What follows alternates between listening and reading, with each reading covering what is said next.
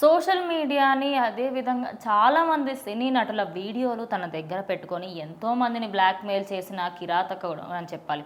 ఆయన పేరే మస్తాన్ సాయి.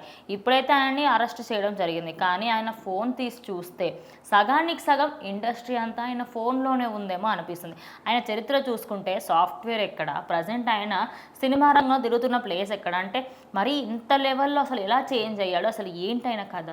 సో ఖచ్చితంగా మస్తాన్ సాయి అనే వ్యక్తి అసలు ఇండస్ట్రీలోకి ఏంటి, తన కథ ఏంటి అని చెప్పి అందరూ కూడా పిచ్చెక్కిపోతున్నారు అనమాట. ఎవడు అసలు ఈ మస్తాన్ సాయి, ఎందుకు అన్ని వీడియోలు వస్తున్నాయని చెప్పి.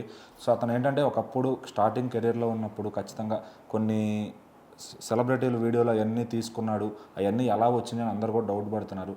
మరి ఫస్ట్ అయితే ఇతను ఒక సాఫ్ట్వేర్ ఉద్యోగిగా పనిచేసాడు కెరీర్ స్టార్టింగ్లో. ఒక 1 or 2 years పనిచేసిన తర్వాత ఇండస్ట్రీ వైపు వచ్చి కొంచెం కనెక్షన్స్ పెంచుకొని, సో సినిమా సెలబ్రిటీలు ఎవరైతే ఆర్టిస్టులు చిన్న చిన్న వాళ్ళు ఉంటారో వాళ్ళ కనెక్షన్స్తో అలా అలా వాళ్ళతో పరిచయాలు పెంచుకొని, వాళ్ళకి ఫస్ట్ డ్రగ్స్ అలవాటు ఉందంట, ఆ అలవాటు నుంచి అక్కడ నుంచి పబ్స్లో తిరుగుతూ అక్కడ ఎవరైతే అమ్ముతున్నారో వాళ్ళతో ఫ్రెండ్షిప్ చేసుకొని అవి అతనే అమ్మడం మొదలుపెట్టాడు. అమ్మడం ఎవరికి అమ్మారు అంటే ఫస్ట్ చిన్న వాళ్ళకి అమ్ముతూ, కొంచెం రిచ్ కిడ్స్కి అమ్ముతూ, మెల్లగా సినీ ఇండస్ట్రీలో వాళ్ళకి కూడా అమ్మడం మొదలుపెట్టాడు అనమాట. సో అట్లా అట్లా చాలా అంటే చాలా కాంటాక్ట్స్ పెరిగాయి.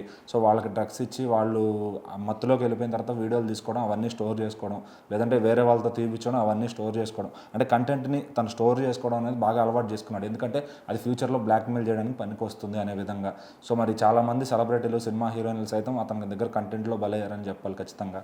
సో మరి అయితే లావణ్య అనే ఆమెతో కూడా పరిచయం అయింది. అట్లా అట్లా ఆమెకి ఫస్ట్ అవన్నీ ఇచ్చి వీడియోలు తీసుకుని అంతా చేసి, తర్వాత వాళ్ళు అప్పుడు ఆమె ఏదైతే గందరగోళంలో ఉందో రాజ్ తరుణ్తో, తర్వాత మళ్ళీ ఇతను వచ్చి బ్లాక్మెయిల్ చేసి కోట్లు గుంజడం, అట్లానే ఇంకా చాలామంది దగ్గర ఆ వీడియోలు చూపించి డబ్బులు గుంజడం కానీ, మళ్ళీ ఆ వీడియోలని పైన ఎవరైతే నెట్లో ప్లే చేస్తారో ఆ కంపెనీలకి అమ్మేయడం కానీ, అక్కడ నుంచి మళ్ళీ లక్షలు దండుకోవడం కానీ.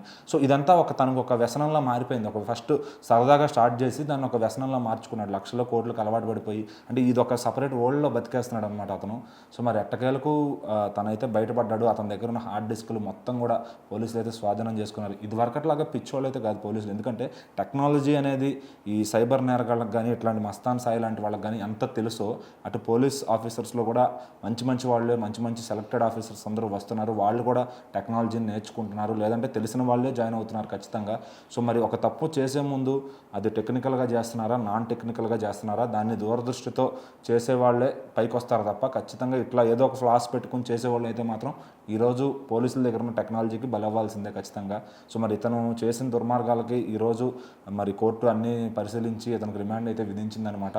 సో మరి అట్లా మస్తాన్ సాయి కేసు అయితే క్లోజ్ అయింది. సో మరి తనకి లైఫ్ అనేది వేస్తారా, లేకపోతే తన ఏమైనా ఇన్ఫ్లుయెన్స్తో బయటకు వచ్చి మళ్ళీ అదే పని కొనసాగిస్తాడా? సో మరి ఇట్లాంటి వాళ్ళని అయితే ఖచ్చితంగా కోర్టు కఠిన శిక్షలు అయితే వెయ్యాలి. ఎందుకంటే ఇంకొకటి అది చేయాలి అంటే వాళ్ళకి భయం రావాలన్నమాట ఖచ్చితంగా. సో మరి ఈ మస్తాన్ సాయి ప్రయాణం ఎటుపోతుంది, కోర్టు అతను ఎటు తీసుకెళ్తుంది అనేది చూద్దాం.